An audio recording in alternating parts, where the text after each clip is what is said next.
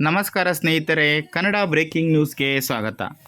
ಸ್ನೇಹಿತರೆ, ಇವತ್ತಿನ ವಿಡಿಯೋದಲ್ಲಿ ನಾನು ರೈತರಿಗೋಸ್ಕರನೇ ಸರ್ಕಾರ ಕೆಲವೊಂದಷ್ಟು ಯೋಜನೆಗಳನ್ನು ಕೊಡ್ತಾ ಇರುತ್ತೆ. ಅದರಲ್ಲಿ ಗಂಗಾ ಕಲ್ಯಾಣ ಯೋಜನೆಯ ಬಗ್ಗೆ ತಿಳಿಸ್ಕೊಡ್ತೀನಿ. ಗಂಗಾ ಕಲ್ಯಾಣ ಯೋಜನೆ ಅಂದ್ರೇನು, ಅದರಿಂದ ರೈತರು ಯಾವ ರೀತಿ ಲಾಭಗಳನ್ನ ಪಡ್ಕೋಬೋದು, ಅದಕ್ಕೆ ಸರ್ಕಾರದಿಂದ ಯಾವೆಲ್ಲ ಸಹಾಯಗಳು, ನೆರವುಗಳು, ಜೊತೆಗೆ ಆರ್ಥಿಕ ಸಹಾಯಗಳು ಸಿಗ್ತಾ ಇರುತ್ತೆ, ಇದನ್ನು ಯಾವ ಸಮುದಾಯದವರಿಗೆ ಈ ಒಂದು ಯೋಜನೆಯ ಲಾಭವನ್ನು ಪಡ್ಕೊಳ್ಳೋದಕ್ಕೆ ಅವಕಾಶ ಇದೆ, ಅದಕ್ಕೆ ಏನೆಲ್ಲ ದಾಖಲೆಗಳು ಬೇಕಾಗುತ್ತೆ, ಮತ್ತು ಈ ಒಂದು ಯೋಜನೆಗೆ ಅರ್ಜಿಯನ್ನು ಸಲ್ಲಿಸಬೇಕು ಅಂದರೆ ಕೊನೆಯ ದಿನಾಂಕ ಯಾವಾಗ, ಇದ್ರ ಬಗ್ಗೆ ಸಂಪೂರ್ಣವಾಗಿ ತಿಳಿಸ್ಕೊಡ್ತೀನಿ. ಹಾಗಾಗಿ ನೀವು ಈ ವಿಡಿಯೋನ ಎಲ್ಲೂ ಕೂಡ ಸ್ಕಿಪ್ ಮಾಡದೆ ಕೊನೆವರೆಗೂ ನೋಡಿದ್ರೆ ಖಂಡಿತ ನಿಮಗೆ ಇದರ ಉಪಯೋಗ ಆಗುವಂತಹ ಎಲ್ಲ ಮಾಹಿತಿಗಳು ಸಿಗುತ್ತೆ. ಜೊತೆಗೆ ನೀವಿನ್ನೂ ನಮ್ಮ ಚಾನಲ್ಗೆ ಸಬ್ಸ್ಕ್ರೈಬ್ ಮಾಡ್ಕೊಂಡಿಲ್ಲ ಅಂದರೆ ದಯವಿಟ್ಟು ಈ ಕೂಡಲೇ ಸಬ್ಸ್ಕ್ರೈಬ್ ಮಾಡ್ಕೊಳ್ಳಿ. ಹಾಗೆ ಪಕ್ಕದಲ್ಲಿ ಬರೋ ಬೆಲ್ ಐಕನ್ ಒತ್ತೋದನ್ನು ಯಾವುದೇ ಕಾರಣಕ್ಕೂ ಮರಿಬೇಡಿ. ಸ್ನೇಹಿತರೆ, ಈ ಕರ್ನಾಟಕದ ರೈತರ ಜೀವನಾಧಾರವೇ ಭೂಮಿ ಮತ್ತು ನೀರು. ನೀರಿನ ಕೊರತೆ ಮತ್ತು ಬರಗಾಲ ಪ್ರತಿ ವರ್ಷವೂ ಈ ರೈತರ ಆರ್ಥಿಕ ಪರಿಸ್ಥಿತಿಯನ್ನು ಹದಗೆಡಿಸುತ್ತೆ. ಇಂತಹ ಸವಾಲುಗಳನ್ನು ಎದುರಿಸ್ತಾ ರೈತ ಸಮುದಾಯಕ್ಕೆ ನೀರಾವರಿ ಸೌಲಭ್ಯವನ್ನು ಒದಗಿಸಿ ಕೃಷಿ ಉತ್ಪಾದನೆಯನ್ನು ಹೆಚ್ಚಿಸಲು ಕರ್ನಾಟಕ ಸರ್ಕಾರದ ಸಮಾಜ ಕಲ್ಯಾಣ ಇಲಾಖೆಯು ಗಂಗಾ ಕಲ್ಯಾಣ ಯೋಜನೆಯನ್ನು ಜಾರಿಗೆ ತಂದಿದೆ.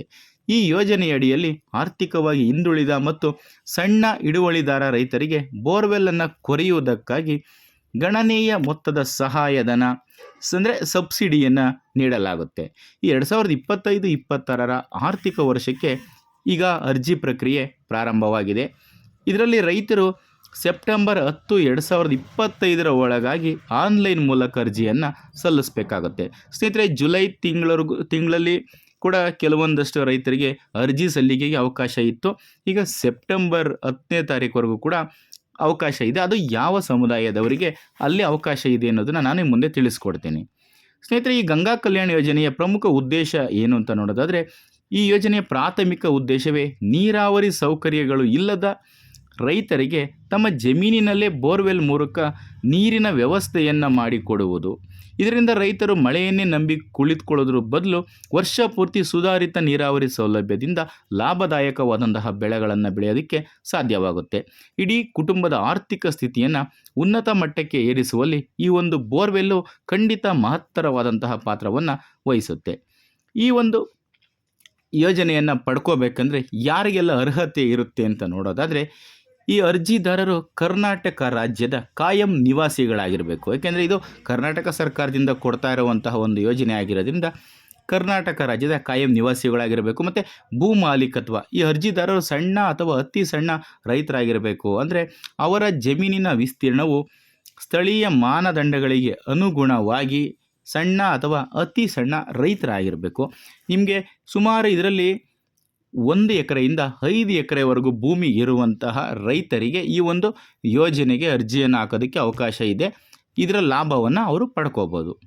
ಕುಟುಂಬದ ಆದಾಯ ಎಷ್ಟಿರಬೇಕು ಅಂತ ನೋಡೋದಾದರೆ, ಅರ್ಜಿದಾರರ ಕುಟುಂಬದ ವಾರ್ಷಿಕ ಮೊತ್ತ ಆದಾಯವು ಗ್ರಾಮೀಣ ಪ್ರದೇಶಗಳಿಗೆ 1.5 ಲಕ್ಷ ಇರಬೇಕು. ಇನ್ನು ನಗರ ಪ್ರದೇಶಗಳಿಗೆ 2 ಲಕ್ಷ ರೂಪಾಯಿಗಳಿಗಿಂತ ಕಡಿಮೆ ಇರಬೇಕು. 1.5 ಲಕ್ಷ ಮತ್ತು 2 ಲಕ್ಷ ಇದಕ್ಕಿಂತ ಕಡಿಮೆ ಇರಬೇಕು. ಅದಕ್ಕಿಂತ ಹೆಚ್ಚಾಗಿದ್ದರೆ ಖಂಡಿತ ನಿಮಗೆ ಈ ಒಂದು ಸೌಲಭ್ಯ ಸಿಗೋದಿಲ್ಲ. ಇನ್ನು ಅರ್ಜಿದಾರರ ಕುಟುಂಬದಲ್ಲಿ ಯಾರಾದರೂ ಒಬ್ಬರು ಸರ್ಕಾರಿ ಉದ್ಯೋಗದಲ್ಲಿ ಇದ್ದರೆ ಅಂಥ ವ್ಯಕ್ತಿಗಳು ಈ ಯೋಜನೆಗೆ ಅರ್ಜಿಯನ್ನು ಸಲ್ಲಿಸೋದಕ್ಕೆ ಸಾಧ್ಯವಾಗೋದಿಲ್ಲ. ಆಮೇಲೆ ಇತ್ತೀಚಿನ ಕೆಲವು ವರ್ಷಗಳಲ್ಲಿ ಗಂಗಾ ಕಲ್ಯಾಣ ಯೋಜನೆ ಅಥವಾ ಇದೇ ರೀತಿಯ ಇತರ ಯೋಜನೆಯಲ್ಲಿ ಸಹಾಯಧನವನ್ನು ನೀವೇನಾದರೂ ಮೊದಲೇ ಪಡ್ಕೊಂಡಿದ್ರೆ ಮತ್ತೆ ಇನ್ನೊಂದು ಸಲ ನಿಮ್ಮ ಕುಟುಂಬದಿಂದ ಯಾರಾದರೂ ಅರ್ಜಿ ಹಾಕಿದ್ರೆ ಅವರಿಗೆ ಈ ಒಂದು ಸೌಲಭ್ಯ ಸಿಗೋದಿಲ್ಲ. ಸ್ನೇಹಿತರೆ, ಈಗ ಸದ್ಯಕ್ಕೆ ಕೋಲಾರ, ಚಿಕ್ಕಬಳ್ಳಾಪುರ, ಬೆಂಗಳೂರು ಗ್ರಾಮಾಂತರ ಮತ್ತು ಬೆಂಗಳೂರು ನಗರ, ತುಮಕೂರು, ರಾಮನಗರ ಜಿಲ್ಲೆಗಳಿಗೆ ಇದರ ಒಂದು ಅಮೌಂಟು ಅಂದರೆ ಈ ಒಂದು ಮೊತ್ತ ಎಷ್ಟಿದೆ ಅನ್ನೋದನ್ನು ನೋಡೋಣ. ಯಾಕೆಂದರೆ ಒಂದೊಂದು ಕಡೆಗೆ ಒಂದೊಂದು ರೀತಿ ಇರುತ್ತೆ. ಇಲ್ಲಿ ಈಗ ಒಂದು ಒಟ್ಟು ವೆಚ್ಚ ಎಷ್ಟಾಗುತ್ತೆ ಟೋಟಲಾಗಿ ನಿಮಗೆ ಬೋರ್ವೆಲ್ನ ಕೊರೆಸಿ ಪಂಪ್ ಸೆಟ್ನೆಲ್ಲ ವ್ಯವಸ್ಥೆ ಮಾಡಿಕೊಡ್ಲಿಕ್ಕೆ ಅಂದರೆ 4,75,000 ರೂಪಾಯಿ ಆಗುತ್ತೆ. ಇದಕ್ಕೆ ಸರ್ಕಾರದ ಸಬ್ಸಿಡಿ 4,25,000 ರೂಪಾಯಿ ಆದರೆ ಇನ್ನು ಮಿಕ್ಕಿದ್ದ ಅಮೌಂಟನ್ನು, ಇನ್ನು 50,000 ರೂಪಾಯಿ ಅಮೌಂಟನ್ನು ರೈತರು ಕಟ್ಟಬೇಕಾಗುತ್ತೆ. ಇದನ್ನು ಸಾಲದ ರೂಪದಲ್ಲಿ ಬೇಕಾದರೂ ತೊಗೊಂಡು ನೀವು ಸಾಲದ ರೀತಿಯಲ್ಲಿ ತೀರಿಸ್ಕೋಬೋದು. ಇದನ್ನು ಬಿಟ್ಟು ಇನ್ನು ಉಳಿದ ಕರ್ನಾಟಕದ ಬೇರೆ ಎಲ್ಲ ಜಿಲ್ಲೆಗಳಿಗೆ ಒಟ್ಟು ವೆಚ್ಚ 3,75,000 ರೂಪಾಯಿ ಆಗುತ್ತೆ. ಅದರಲ್ಲಿ 3,25,000 ರೂಪಾಯಿಯನ್ನು ಸಬ್ಸಿಡಿ ರೂಪದಲ್ಲಿ ಸರ್ಕಾರ ಕೊಡುತ್ತೆ. ಇನ್ನು 50,000 ರೂಪಾಯಿಯನ್ನು ಸಾಲದ ರೂಪದಲ್ಲಿ ಅಥವಾ ನಿಮ್ಮ ಹತ್ರ ಅಮೌಂಟ್ ಇದ್ದರೆ ನೀವೇ ನೇರವಾಗಿ ಕಟ್ಬೋದು, ಇಲ್ಲರ ಸಾಲದ ರೂಪದಲ್ಲಾದರೂ ಕೂಡ ಅದನ್ನು ಪಡ್ಕೊಂಡು ತೀರಿಸ್ಬೋದು. ಸ್ನೇಹಿತರೆ, ವಿದ್ಯುತ್ ವ್ಯವಸ್ಥೆಗೆ ಹೆಚ್ಚುವರಿ ಸಹಾಯ ಮತ್ತು ಪ್ರತಿ ಬೋರ್ವೆಲ್ಗೆ ವಿದ್ಯುತ್ ಪಂಪ್ ಸೆಟ್ಟು, ಮೋಟಾರು ಮತ್ತು ವಿದ್ಯುತ್ ಸಂಪರ್ಕಕ್ಕಾಗಿ ಹೆಚ್ಚುವರಿಯಾಗಿ 75,000 ರೂಪಾಯಿನ ಕೂಡ ಕೊಡ್ತಾರೆ. ಇದನ್ನು ಎಲ್ಲ ಜಿಲ್ಲೆಗಳಿಗೂ ಕೂಡ ಕೊಡ್ತಾರೆ. ಸ್ನೇಹಿತರೆ, ಇದಕ್ಕೆ ಯಾರೆಲ್ಲ ಅರ್ಜಿಯನ್ನು ಸಲ್ಲಿಸ್ಬೋದು ಅಂತ ನೋಡೋದಾದರೆ, ರಾಜ್ಯದ ಹಿಂದುಳಿದ ವರ್ಗ ಅಂದರೆ SC, ST, OBC ಮತ್ತು ಇತರೆ ಸಮುದಾಯಗಳ ಸಣ್ಣ ರೈತರು ಈ ಯೋಜನೆಗೆ ಅರ್ಜಿಯನ್ನು ಸಲ್ಲಿಸ್ಬೋದು. ಈ ಕೆಳಗಿನ ನಿಗಮಗಳ ವ್ಯಾಪ್ತಿಗೆ ಒಳಪಟ್ಟವರಿಗೆ ಅರ್ಹತೆಗಳು ಇರುತ್ತೆ. ಅದು ಯಾವುದು ಅಂತ ನಾನು ಹೇಳ್ತೀನಿ. ಡಿ. ದೇವರಾಜ ಅರಸು ಹಿಂದುಳಿದ ವರ್ಗ ಅಭಿವೃದ್ಧಿ ನಿಗಮ, ಕರ್ನಾಟಕ ಒಕ್ಕಲಿಗ ಸಮುದಾಯ ಅಭಿವೃದ್ಧಿ ನಿಗಮ, ಕರ್ನಾಟಕ ವೀರಶೈವ ಲಿಂಗಾಯತ ಅಭಿವೃದ್ಧಿ ನಿಗಮ ಮತ್ತು ಇತರೆ ಅನುಸೂಚಿತ ನಿಗಮಗಳು. ಇನ್ನೂ ಕೆಲವೊಂದಷ್ಟು ನಿಗಮಗಳಿದ್ದಾವೆ. ಹಾಗಾಗಿ ಅವರೆಲ್ಲ ಇದಕ್ಕೆ ಅರ್ಜಿಯನ್ನು ಸಲ್ಲಿಸ್ಬೋದು. ನೀವು ಇದಕ್ಕೆ ಅರ್ಜಿಯನ್ನು ಸಲ್ಲಿಸಬೇಕು ಅಂದರೆ ತಮ್ಮ ಹತ್ತಿರದ ಗ್ರಾಮ ಒನ್ ಸೇವಾ ಕೇಂದ್ರ ಅಥವಾ ಕರ್ನಾಟಕ ಒನ್ಗೆ ಭೇಟಿ ನೀಡಿ ಅಲ್ಲಿ ಆನ್ಲೈನ್ ಮುಖಾಂತರ ನೀವು ಅರ್ಜಿಯನ್ನು ಸಲ್ಲಿಸಬೇಕಾಗತ್ತೆ. ನಿಮಗೆ ಅರ್ಜಿಯನ್ನು ಪರಿಶೀಲನೆ ಮಾಡ್ತಾರೆ. ಪರಿಶೀಲನೆ ಮಾಡಿ ಆಮೇಲೆ ನಿಮಗೆ ಬೋರ್ವೆಲ್ನ ಕೊಡಬೇಕಾ ಇಲ್ವಾ ನಿಮ್ಮ ದಾಖಲೆಗಳನ್ನೆಲ್ಲ ಚೆಕ್ ಮಾಡಿ ನಂತರ ತೀರ್ಮಾನವನ್ನು ಮಾಡ್ಕೊತಾರೆ. ಮತ್ತು ನಿಮಗೆ ಏನೆಲ್ಲ ದಾಖಲೆಗಳು ಬೇಕಾಗುತ್ತೆ ಅಂತ ನೋಡೋದಾದರೆ, ಅರ್ಜಿದಾರರ ಮತ್ತು ಕುಟುಂಬದ ಸದಸ್ಯರ ಎಲ್ಲರ ಆಧಾರ್ ಕಾರ್ಡ್ ಬೇಕು, ರೇಷನ್ ಕಾರ್ಡ್ ಬೇಕು, ಮತದಾರರ ಗುರುತಿನ ಚೀಟಿ ಬೇಕು, ಜಾತಿ ಮತ್ತು ಆದಾಯ ಪ್ರಮಾಣ ಪತ್ರ ಕಡ್ಡಾಯವಾಗಿ ಬೇಕೇ ಬೇಕು, ನಿಮ್ಮ ಭೂಮಿಯ ದಾಖಲೆಗಳು ಕಡ್ಡಾಯವಾಗಿ ಇರಲೇಬೇಕು, ಮತ್ತು ನಿಮ್ಮ ಬ್ಯಾಂಕ್ ಪಾಸ್ಬುಕ್ಕು ಮತ್ತು ಚೆಕ್ ಬುಕ್ಕು ಎರಡೂ ಕೂಡ ಇರಬೇಕಾಗುತ್ತೆ. ಮತ್ತಿಗೆ ನಿಮ್ಮ ಪಾಸ್ಪೋರ್ಟ್ ಸೈಜಿನ ಕೆಲವೊಂದಷ್ಟು ಫೋಟೋಗಳು ಬೇಕಾಗುತ್ತೆ. ಅಥವಾ ನೀವೇನಾದರೂ ಅಂಗವಿಕಲರಾಗಿದ್ದರೆ ಅದಕ್ಕೆ ಸಂಬಂಧಪಟ್ಟಂತಹ ವಿಕಲಚೇತನ ಪ್ರಮಾಣ ಪತ್ರ ಕೂಡ ಬೇಕಾಗುತ್ತೆ. ಇವಿಷ್ಟು ದಾಖಲೆಗಳು ಕಡ್ಡಾಯವಾಗಿ ಬೇಕಾಗುತ್ತೆ. ನೀವೇನಾದ್ರು ಅರ್ಜಿಯನ್ನು ಹಾಕಬೇಕು ಅಂದ್ಕೊಂಡಿದ್ರೆ ಇಷ್ಟು ದಾಖಲೆಗಳನ್ನ ರೆಡಿ ಮಾಡ್ಕೊಂಡಿರಬೇಕು. ನಿಮಗೆ ಅರ್ಜಿ ಹಾಕೋದಕ್ಕೆ ಕೊನೆಯ ತಿಂಗಳು ಯಾವಾಗ ಅಂದರೆ ಸೆಪ್ಟೆಂಬರ್ 10ನೇ ತಾರೀಕು 2025 ಒಳಗಾಗಿ ನೀವು ಅರ್ಜಿಯನ್ನು ಹಾಕಬೇಕಾಗುತ್ತೆ. ಇದನ್ನು ದಯವಿಟ್ಟು ನೆನಪಲ್ಲಿ ಇಟ್ಕೊಳ್ಳಿ.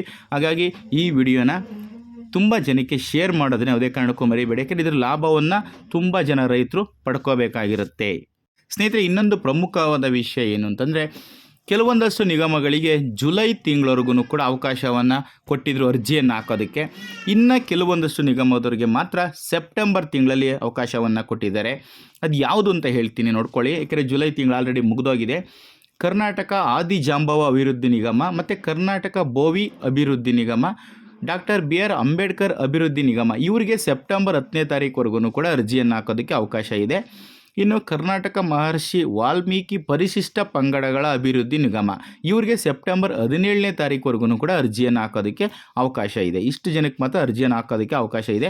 ಇನ್ನು ಉಳಿದವರಿಗೆ ಜುಲೈ ತಿಂಗಳಲ್ಲಿ ಅವಕಾಶ ಇತ್ತು. ಅಲ್ಲೇನಾದ್ರು ನೀವು ಅರ್ಜಿಯನ್ನು ಹಾಕಿದರೆ ಖಂಡಿತ ನಿಮಗೆ ಇದರ ಲಾಭವನ್ನು ಪಡ್ಕೊಳ್ಳೋದಕ್ಕೆ ಸಾಧ್ಯವಾಗುತ್ತೆ. ಸ್ನೇಹಿತರೆ, ಇದಿಷ್ಟು ಗಂಗಾ ಕಲ್ಯಾಣ ಯೋಜನೆಗೆ ಸಂಬಂಧಪಟ್ಟಂತಹ ಮಾಹಿತಿ. ಏನೆಲ್ಲ ದಾಖಲೆಗಳು ಬೇಕಾಗುತ್ತೆ, ಯಾರಿಗೆಲ್ಲ ಈ ಒಂದು ಯೋಜನೆಯ ಲಾಭ ಸಿಗುತ್ತೆ, ನಿಮಗೆ ಜಮೀನು ಎಷ್ಟಿರಬೇಕಾಗುತ್ತೆ, ಇದೆಲ್ಲ ವಿವರಗಳನ್ನ ನಾನು ಖಂಡಿತ ನಿಮಗೆ ಇದರಲ್ಲಿ ತಿಳಿಸ್ಕೊಟ್ಟಿದ್ದೀನಿ ಅಂತ ಅಂದ್ಕೊಂಡಿದ್ದೀನಿ. ಈ ಮಾಹಿತಿ ನಿಮಗೆ ಇಷ್ಟ ಆಗಿದ್ದರೆ ಈ ವಿಡಿಯೋಗೆ ಒಂದು ಲೈಕ್ ಕೊಡಿ. ಹಾಗೆ ಈ ವಿಡಿಯೋನ ಮಾತ್ರ ದಯವಿಟ್ಟು ಶೇರ್ ಮಾಡೋದನ್ನು ಯಾವುದೇ ಕಾರಣಕ್ಕೂ ಮರಿಬೇಡಿ. ತುಂಬ ಜನ ರೈತರಿಗೆ ಈ ವಿಡಿಯೋ ತಲುಪೋದ್ರಿಂದ, ಈ ಮಾಹಿತಿ ಅವರಿಗೆ ಸಿಗೋದ್ರಿಂದ ಖಂಡಿತ ಅವರಿಗೆ ಉಪಯೋಗ ಆಗುತ್ತೆ. ಹಾಗಾಗಿ ಈ ವಿಡಿಯೋನ ಶೇರ್ ಮಾಡಿ. ಸ್ನೇಹಿತರೆ, ಇದಿಷ್ಟು ಇವತ್ತಿನ ವಿಡಿಯೋದಲ್ಲಿನ ಮಾಹಿತಿ. ಈ ವಿಡಿಯೋಗೆ ಒಂದು ಲೈಕ್ ಕೊಡಿ. ಹಾಗೆ ಮತ್ತೊಂದು ಹೊಸ ವಿಡಿಯೋದಲ್ಲಿ ಸಿಗ್ತೀನಿ, ಹೊಸ ಮಾಹಿತಿಯೊಂದಿಗೆ ಸಿಗ್ತೀನಿ. ಅಲ್ಲಿಯವರೆಗೂ ಕೂಡ ತಪ್ಪದೆ ಎಲ್ಲರೂ ಈ ವಿಡಿಯೋನ ನೋಡ್ತಾ ಇರಿ. ಎಲ್ರಿಗೂ ಕೂಡ ಒಳ್ಳೆಯದಾಗಲಿ. ಧನ್ಯವಾದಗಳು.